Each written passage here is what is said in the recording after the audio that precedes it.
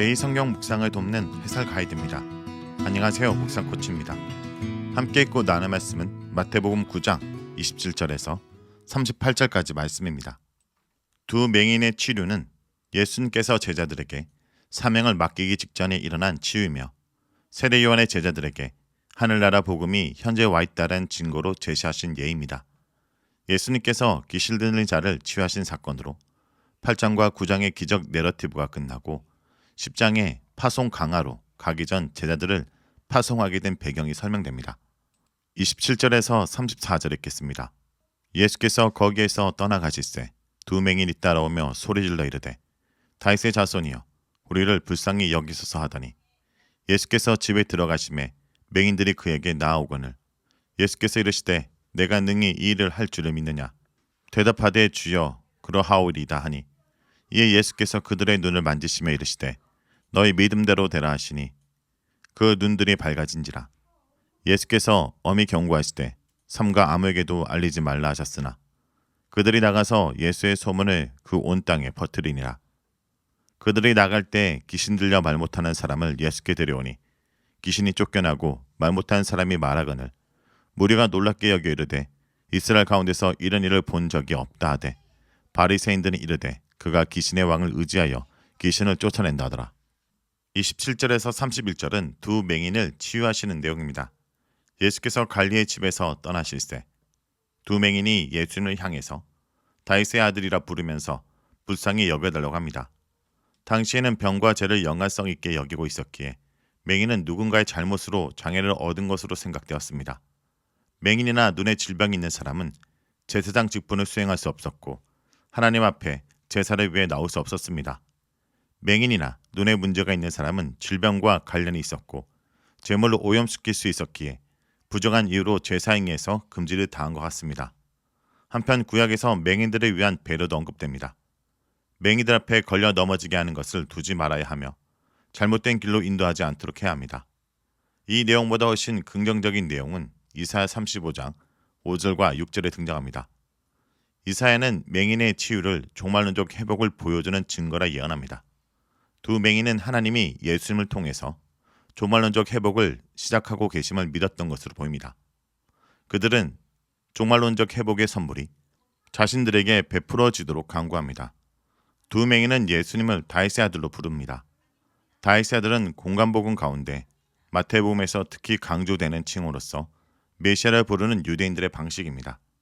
예수님은 다윗의 아들로서 기적, 특별히 치유의 기적을 행하며 궁핍하고 억울한 자들을 구원하는 일을 통해 하나님 나라 복음을 가지고 왔습니다. 다윗의 아들이라 외치며 예수님을 따라온 두 맹인은 예수님께서 무리를 떠나 집에 들어가시자 집까지 왔습니다. 무리가 없는 장소에서 예수님은 맹인들에게 눈을 치유할 것을 믿느냐고 물었고 두 맹인은 예 주여라고 대답합니다. 예수님은 그들의 믿음대로 되라고 합니다. 믿음은 예수님의 권능이 일어나게 하는 통로이며 마태복음에서 핵심적인 개념 가운데 하나로서 신뢰의 의미입니다. 신뢰의 모범은 이미 이방인 백부장과 중풍병자를 데려온 사람들이 보여주었습니다. 예수님은 맹인들의 눈을 만져서 치유하십니다. 그러자 그들의 눈이 열렸습니다. 맹인이 빛을 본 것은 모든 신자들이 하늘나라 복음을 통해서 경험하는 것입니다. 하늘나라 복음은 흑암에 앉은 자들이 빛을 보는 것으로 나타나며 빛을 본 자들이 세상의 빛이 됩니다. 마태복음에서 다윗의 아들은 맹인들과 같이 소외된 사람이지만 이방인의 입에서 고백됩니다. 예수님은 다윗의 아들로서 치유하는 권위를 갖고 계시므로 그분을 신뢰한 사람은 하늘나라의 복음을 경험합니다. 32절에서 34절은 귀신 들린 자의 치유입니다. 예수님 일행이 집에서 밖으로 나가자 사람들이 귀신 들려 말 못하는 사람을 데려왔습니다. 사람들은 하늘나라 복음의 혜택을 경험하도록 예수님의 도움이 절실한 사람을 데려옵니다. 듣지도 못하고 말하지도 못하는 사람의 치유는 하나님의 통치가 종말에 실현되는 증거로 알려져 있었습니다. 예수님께서 귀신을 쫓아내시자 무리는 이 사건을 보고 놀라며 이스라엘에서 이런 일을 본 적이 없다라고 말합니다. 그러나 마태복음은 무리가 놀란 모습을 8장과 9장의 맨 마지막에 배치함으로써 전체 기적에 대한 반응으로 사용합니다. 무리의 긍정적 반응과 달리 바리새인들은 예수님이 귀신의 방을 의지해서 귀신을 쫓아낸다 비난합니다. 바리새인들은 기적이 일어난 자체를 부정하진 않습니다. 바리새인들은 예수님의 행위로 감동을 받은 무리에게 경고할 목적으로 이런 말을 했을 것입니다. 예수님의 기적에 부정적으로 반응한 이들에 대한 평가는 11장과 13장에 집중적으로 다룰 것입니다. 예수님께서 이방 지역에 가서 말 못하는 사람을 치유하는 사건은 종말의 하나님 나라가 임한 증거를 보여줍니다. 죽기는 치유의 범주에 포함될 수 있으며 치유보다는 귀신들의 왕인 사탄의 나라가 무너지고 있다는 사실에 조금 더 본문은 초점을 맞춥니다. 35절에서 38절 읽겠습니다. 예수께서 모든 도시와 마을에 두루 다니사 그들의 당에서 가르치시며 천국 복음을 전파하시며 모든 병과 모든 약한 것을 고치시니라. 무리를 보시고 불쌍히 여기시니 이는 그들이 목자 없는 양과 같이 고생하며 기진함이라. 이에 제자들에게 이르시되 추수할 것은 많되 일꾼이 적으니 그러므로 추수하는 주인에게 청하여 추수할 일꾼들을 보내주소서 하라 하시니라. 35절에서 38절은 선교의 이유입니다. 35절은 5장에서 9장의 사역을 요약하고 있습니다. 예수님은 모든 도시와 마을을 다니며 그들의 당에서 가르치시고 하늘나라 복음을 전하셨습니다. 모든 병과 모든 약한 것을 치유하셨습니다. 예수님은 목자 없는 양과 같이 고생하고 기진한 무리를 불쌍히 여기십니다. 개역개정에서 고생하다로 번역한 단어는 고통을 주다, 압제하다, 낙담하게 하다의 의미입니다. 그리고 기진하다로 번역한 단어는 바닥에 버려지다, 무력하게 주저앉다라는 뜻으로 절망적으로 풀이 죽어 있는 상태를 가리킵니다. 이 내용은 목자가 없어서 고통을 겪는 장면을 묘사한 구약의 본문들을 암시합니다. 예수님을 목자로 비유하는 것은 예수님의 탄생 내러티브에서 등장했고 마태복음 전체에서 몇 차례 사용됩니다. 목자 없는 양태의 모습은 지도자가 없어 고통당하는 백성의 모습을 의미합니다. 서기관들과 바리새인들은 백성에게 무거운 짐을 떠안겼습니다. 예수님께 있는 목자의 마음은 하늘나라 복음을 전파하고 사람들을 고친 동기일 뿐 아니라 제자들을 부르신 이유가 됩니다. 불쌍한 무리를 보신 예수님의 반응은 추수하는 일꾼들을 파송하는 것입니다.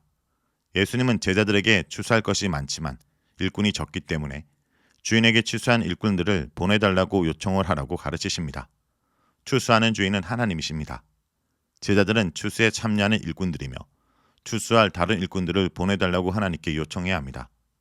예수님의 명령에서 우리는 몇 가지 의미를 찾을 수 있습니다. 첫째, 종말론적 회복 혹은 모으는 일이 현재 예수님의 권위를 통해 일어나고 있다는 점입니다. 메시아 시대가 온 것입니다.